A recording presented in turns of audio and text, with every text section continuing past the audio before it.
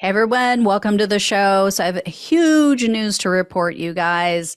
Trump has not been indicted yet, so apparently we're going to be waiting for another week or maybe a little bit less. But an attorney for Donald Trump's chief of staff, Mark Meadows, is denying that his client has accepted a plea deal to testify against Trump. I shared yesterday that the news outlet called The Independent had reported that Meadows had pleaded guilty or had agreed to plead guilty to a variety of crimes related to one of the investigations into Trump. Well, Meadows' attorney called that reporting, quote, complete bullshit. I tend to think Meadows' attorney is full of it, though, because it was just reported that Meadows' aide, Cassidy Hutchinson, testified that she witnessed Meadows moving more than 1,000 classified documents out of the White House late at night before Trump left office, the night before Trump left office. Apparently, Hutchinson watched Meadows remove these documents from the White House, and then he put them in the trunk of his car and he took them home. In fact, she admitted to helping him carry some of these documents to his car. She told investigators, quote, I remember he brought several home on the night of the last night of the Trump presidency. I even believe I put one or two of them in his motorcade for him. I went down and then I started carrying two boxes out, and I think he put two in a box, and I was carrying the box because the box didn't have a lid on it, and he brought them home. I know that he was going to give them to, he had the intention to give them to Molly Hemingway and John Solomon that night, but I don't know if they ever made the trip or if they ended up in their hands. In fact, they did end up in their hands because John Solomon published some of these documents on his website. And then now all of a sudden he says like, oh, I have amnesia. I don't remember who gave them to me. I don't remember where I got it. They were left on my doorstep. It was an anonymous person. This reporting is according to government records, as well as interviews with several different individuals with firsthand knowledge of the matter. And they say that Meadows did this at Trump's direction and against the advice of the White House counsel.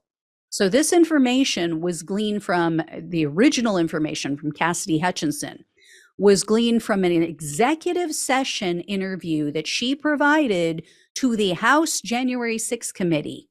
And this has been unreported up until now. But Hutchinson isn't the only witness, because reporter Murray Wass, I think is how you say his name, he spoke with 4 Trump administration officials who confirmed this incident. Wass writes, quote, 3 of them say that they have knowledge that then President Trump directed Meadows to remove the papers from the White House and separately provide copies of some of them to 2 pro-Trump journalists. He added, quote, the records that Trump directed Meadows to remove from the White House were known by some Trump aides as the Russia papers. Now, here's the rub. Evidently, Trump did sign a memo, and he ordered that these documents be declassified the day before Meadows did this, so 2 days before he left office.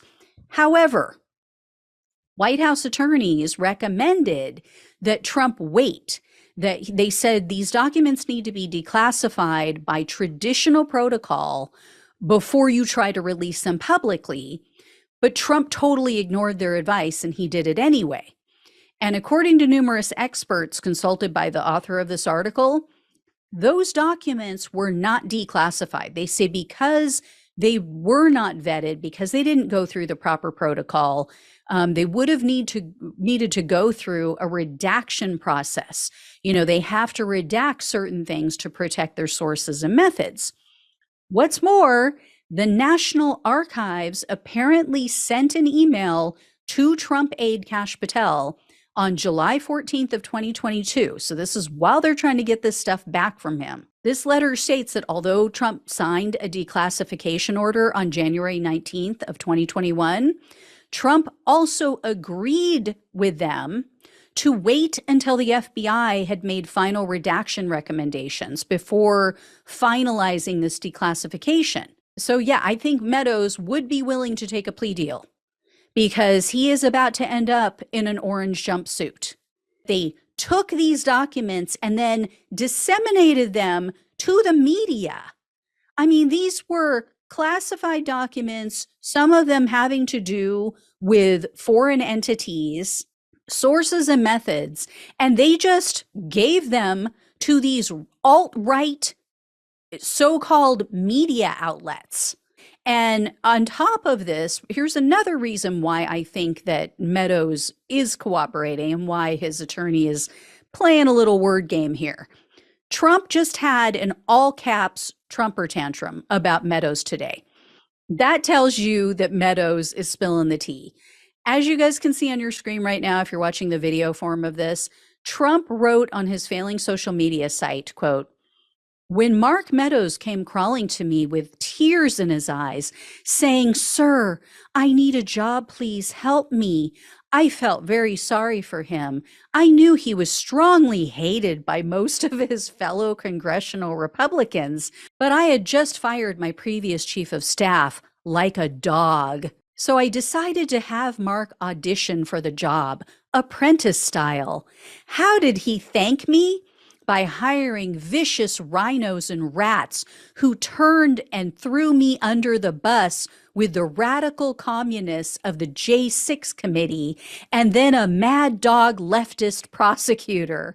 I was going to fire Mark in 2021, but the election was stolen from me."